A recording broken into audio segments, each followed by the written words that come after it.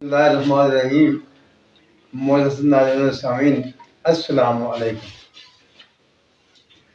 दोस्त जोर दे रहे थे चांदी का गुश्ता, चांदी का गुश्ता। मैं थोड़ा सा डिले कर रहा था। आज मैं आपके सामने चांदी का गुश्ता बनाने की तरकीब रखने वाला हूँ। एक ही आग में बनेगा, पारानोश भी होगा और खुराकी ऐसा ज़बरदस्त होगा कि इसकी मिसाल नहीं मिलेगी। देखिए, हर काम अपने वक्त पर होता है।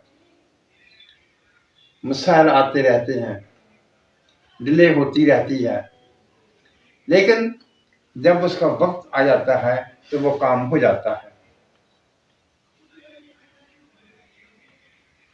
बहुत आसान है, कोई मुश्किल नहीं, लेकिन थोड़ी सी एहतियात करना होगी। लाजवाब कुश्ता बनेगा। आपने करना ऐसे है कि आपने जामन के पत्तों का पानी निकाल लेना है।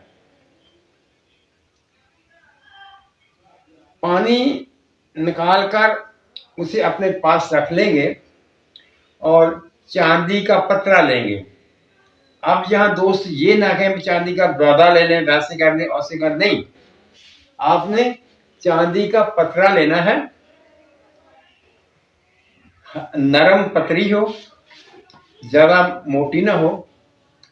उसे आग में तपाकर उस जामन के पानी में भिजाओ देंगे। इस तरह से बार बार उसे